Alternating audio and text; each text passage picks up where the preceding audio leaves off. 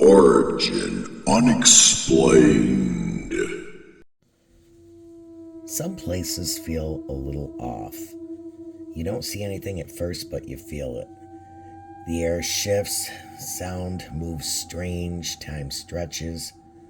Whether it's the season, the land, or something else, we are going there. This is Origin Unexplained, and I'm your host, Sue. And today, we're starting with a spot hidden in plain sight where your own voice answers back. We are going to start up in the Northeast in New York.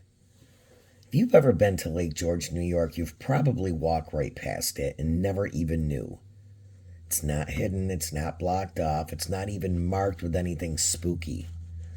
It's just a circular stone platform right behind the visitor center with a little map of the lake engraved in the middle. But if you walk to the exact center of the circle, stand on the X facing the water and speak, your own voice comes right back at you. Not a regular echo, not bouncing off the mountains or drifting through the air. It's immediate. It wraps around you, it's loud, and no one standing nearby hears it the way you do. They might hear a murmur, a faint sound, but you'll swear someone or something is speaking right into your ear. They call it an acoustic anomaly. Some say it's a trick of the stonework, some say it's the curve of the wall, but there are folks who have walked away from that spot feeling uneasy, like they weren't alone when they heard themselves speak. Here's the thing. Nobody really knows who designed it or why. Or is it something else? You can go there right now, no gates, no guards, just a patch of stone and a voice that doesn't always feel like your own. Some places wear their reputation like a costume, loud, over the top, and designed to scare. But others earn it slowly over time, one story at a time. Thompson Park in Watertown, New York is one of those. It looks harmless at first, a city park with trails, open lawns, and stone structures scattered throughout. But the locals don't call it Watertown's Area 51 for nothing. People have reported losing time here for decades, not in dramatic jumps, but in subtle, confusing slips. They walk with the sunlight above them and come out into a sky that shifted far too quickly. They turn a corner and find themselves back where they started without ever retracing their steps. Sometimes it happens to more than one person at a time. Groups split up briefly and regroup later only to realize their timelines don't match up. Someone lost 15 minutes, then someone else swears it was just 5. And then there are those who don't come back at all. Maybe not always forever missing, as there's no reports filed, well, at least open to the public. Friends waiting nervously by the car for over an hour, people who show up later dazed, confused, unsure of where they'd been or what had just happened, or maybe not ever returning. I experienced something there myself. What started out as a regular walk quickly turned into something I couldn't explain. My stomach twisted hard and sudden, like something had hit me from the inside out. Not sickness, not nerves, just pain with no warning or cause.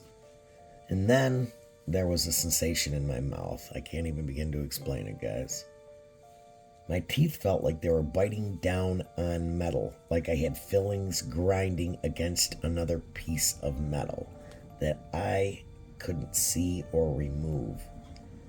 It came out of nowhere, and it stayed just long enough to make sure I wouldn't forget, and until I was gone. Take note, I no longer had metal fillings.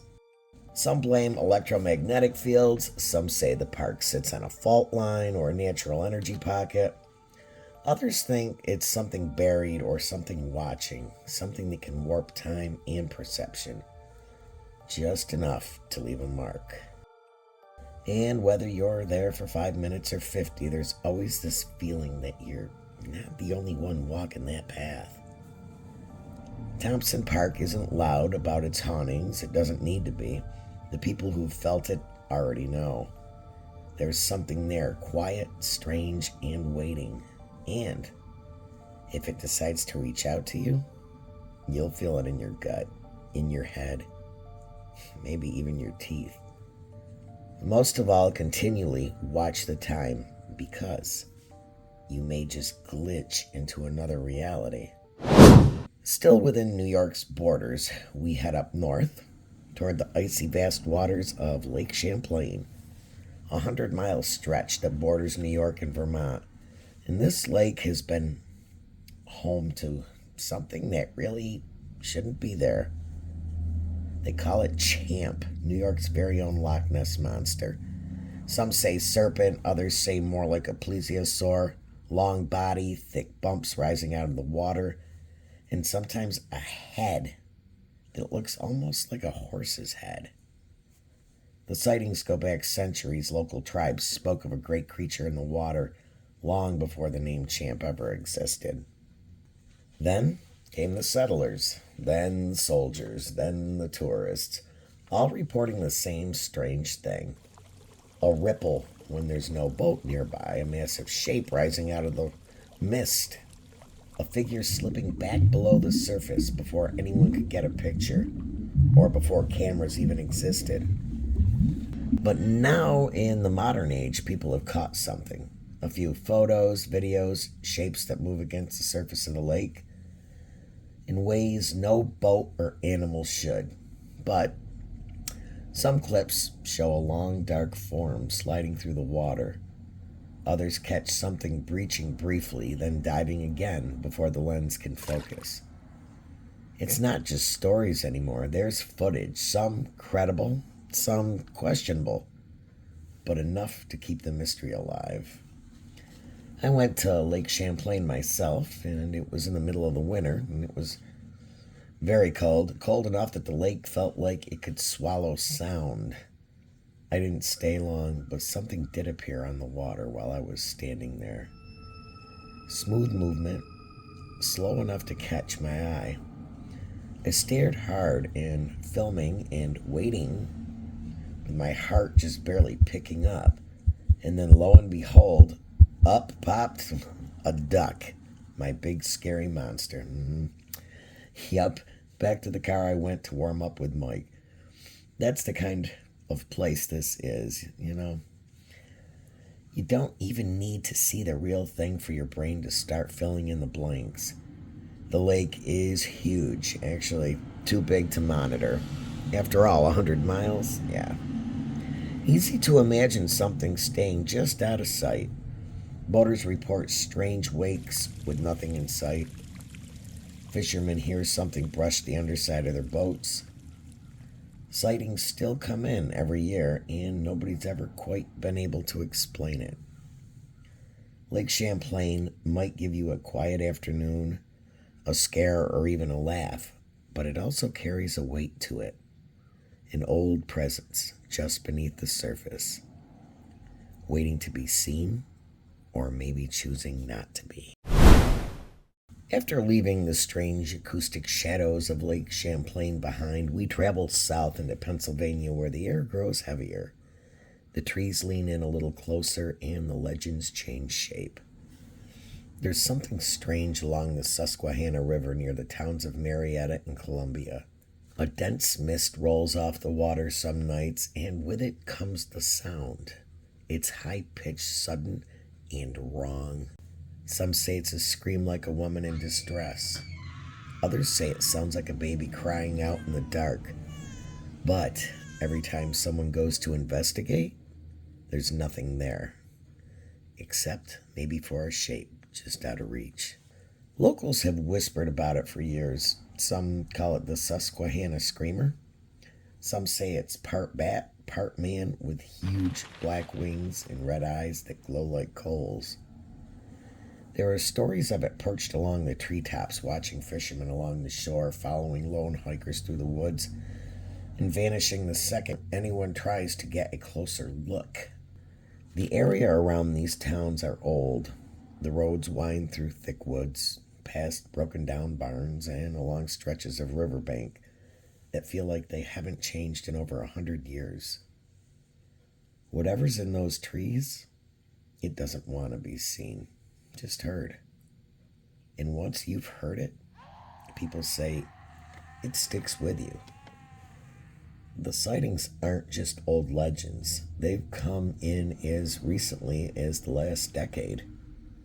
People describe a creature with leathery wings, long claws, and an impossible ability to disappear without a trace.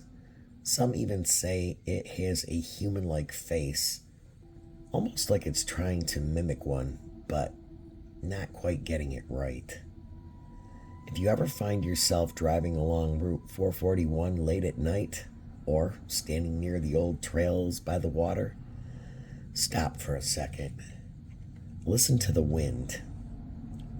Listen closely, because if it suddenly goes silent, and then you hear a scream that doesn't sound like it belongs in this world, you just might not be alone. We leave PA behind and head southwest into Texas, where the land opens wide and the stars feel closer, and the silence out in the desert doesn't always feel empty. Not far from the small town of Marfa, past the long stretches of Highway 90 and into the dry basin lands, strange lights have been appearing for generations. They flicker across the open horizon, white, red, sometimes even blue, that hover, dart, split in two, and disappear without a sound.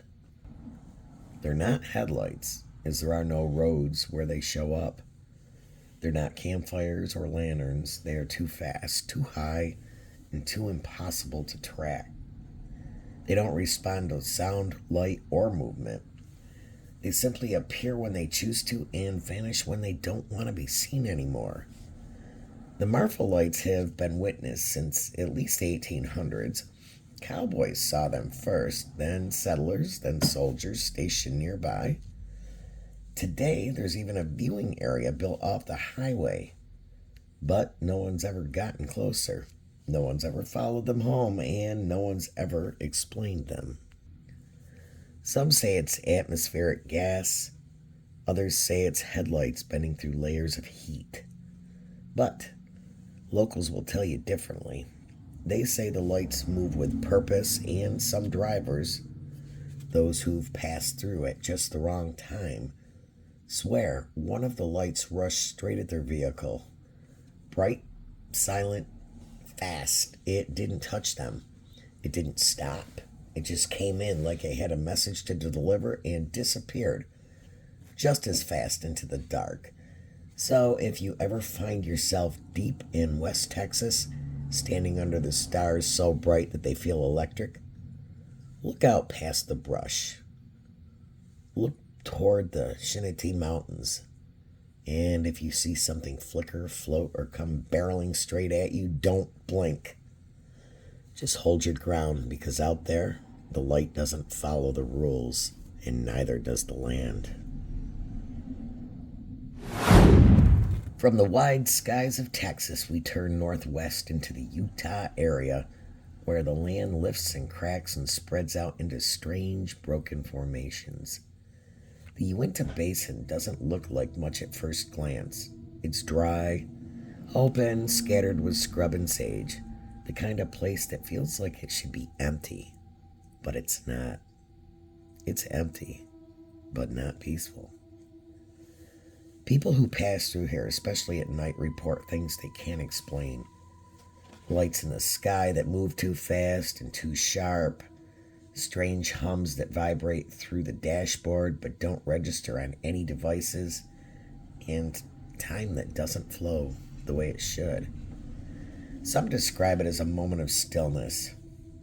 There's a kind of blankness where they're aware but disconnected. The road ahead fades out, the landscape blurs, and then they snap back, sometimes miles ahead of where they were, with no memory of the drive. Some think they nodded off, but the position of the sun has shifted too far. The Gas level is dropped to low, the music has changed, and their hands are still locked onto the wheel. It's not a single road, it's the whole region. A place where watches stop working, phones lose time, even aircraft flying overhead report strange interference. It's like the air bends differently here, like the land is caught between something. And then, there are those who say they saw something just before the missing time hit. Something walking on the edge of the road, or standing in the fields, or hovering, silent, just beyond the ridgeline. Never close enough to identify, always close enough to remember. The Uinta Basin has a stillness to it, but it's not peaceful. It's kind of stillness that feels like a breath being held. And if you ever find yourself driving through it alone with the sky pressing down just a little too hard, pay attention to the clock, pay attention to the radio station, pay attention to where you were 10 minutes ago, because there's a chance you won't remember. Leaving the broken air of the Uinta Basin behind, we head southeast into Tennessee, where the land softens into green hills and shadowed hollows. But don't let that fool you. In the quiet town of Adams, there's a stretch of land that has carried a dark reputation for over 200 years. It's the kind of place where the stories don't fade with time, they stick, they deepen.